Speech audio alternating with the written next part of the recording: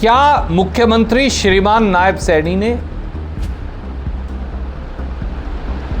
Flood control board की कोई बैठक ली और उसमें क्या कारगर कदम उठाए बारिश के मौसम से पहले? प्रदेश व्यापी और जिले के अंदर जो ड्रेन्स हैं उनके तटबंधों की मजबूती के लिए कट्टे लगाकर दूसरे इंतजाम किए? जवाब नहीं में। श्रीमान नायब सैनी और भाजपा की सरकार को अपनी कुंभकर्णी नींद से और कैकेयी की हठधर्मिता से जागना चाहिए। हरियाणा में आई भीषण बाढ़ और लगातार टूट रहे तटबंधों को लेकर विपक्ष सरकार पर हमलावर है। कांग्रेस के राष्ट्रीय महासचिव रणदीप सिंह सुरजेवाला ने मानसून से पहले जरूरी तैयारियों में लापरवाही बरतने का आरोप लगाते हुए लोगों को हो रहे नुकसान और उनकी दिक्कतों के लिए सरकार को जिम्मेवार ठहराया है। सुरजेवाला ने इसको लेकर कुछ तीखे सवाल मुख्यमंत्री नायब सिंह सैनी पर दागे हैं। 4-5 बड़े सीधे सवाल हैं।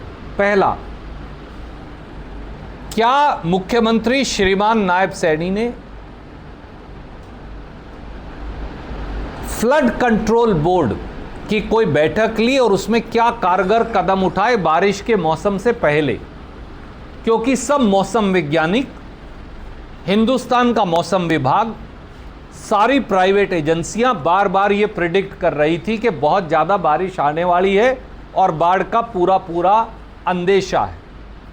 ऐसे में फ्लड कंट्रोल बोर्ड ने बाढ़ सीजन से पहले बाढ़ रोकथाम के लिए क्या कदम उठाए, कितना पैसा आवंटित किया?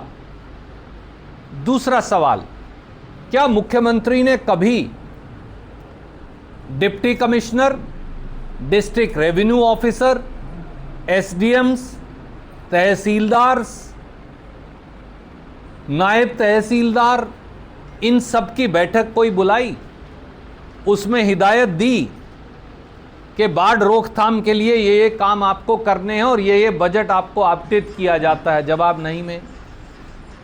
क्या मुख्यमंत्री ने, भाजपा की सरकार ने हरियाणा के सारे रजवाए साफ करने, सारी जो ड्रेन है उन्हें साफ करने, सारी नदियां साफ करने, उनका कोई कार्यक्रम बाढ़ के बारिश के सीजन से पहले चलाया? जवाब नहीं में।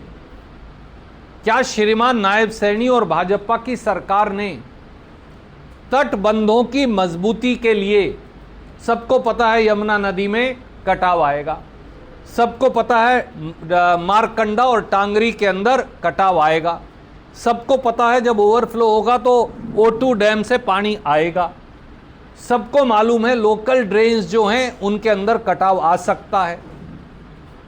तो क्या सरकार ने प्रदेशव्यापी और जिले के अंदर जो ड्रेन्स हैं उनके तटबंधों की मजबूती के लिए कट्टे लगाकर दूसरे इंतजाम किए? जवाब नहीं में। क्या नायब सैनी जी और सरकार ने पहले से ही इंजन और मोटरों का इंतजाम तहसील लेवल पर, जिला लेवल पर और प्रदेश स्तर पर किया? पंपिंग सेट्स लगवाए कि हिसार में जब पानी आएगा तो गंगवा में अमुक जो हमारी ड्रेन है उसके ऊपर पंपिंग सेट होना चाहिए, टांगरी नदी पर अगर पानी खींचकर डालना है तो अमुक जगह पर पंपिंग सेट होने चाहिए? क्या ऐसा कोई इंतजाम किया? जवाब नहीं में। तो साहब, आप सरकार चला रहे हैं या सर्कस? इसके अलावा सुरजेवाला ने सरकार के सामने कुछ मांगे भी रखी हैं, जिसमें बाढ़ में हताहत होने वाले लोगों के परिवारों को 50 लाख रुपए और किसानों को प्रति एकड़ 50,000 रुपए का मुआवजा देने की मांग प्रमुख है।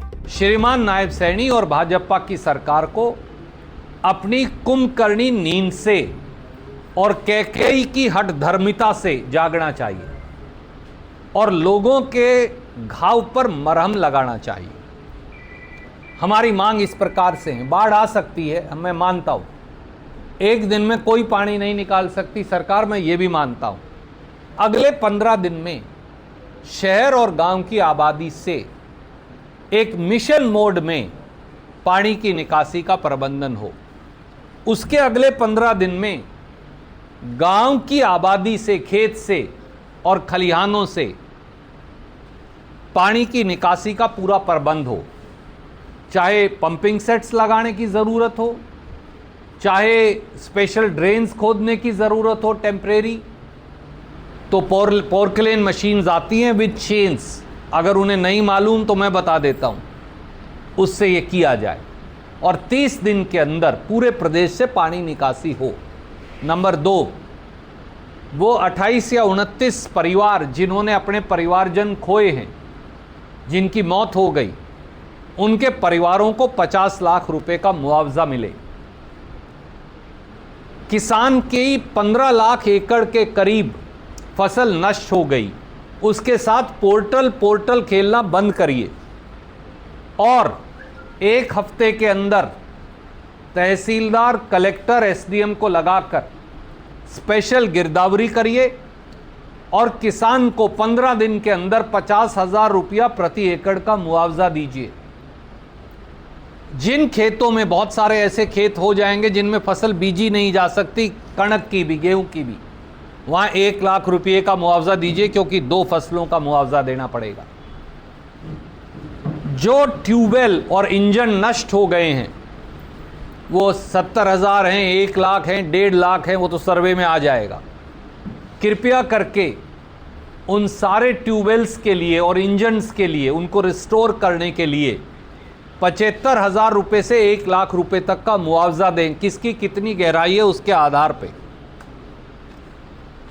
जो मवेशी बह गए या मर गए, उनके लिए 1 लाख रुपया प्रति भैंस या गाय का मुआवजा दिया जाए और अगर वो कट्टा या फिर कट्टी है, उसके लिए अकॉर्डिंगली थोड़ा कमेंसरेट कम हो जाएगा।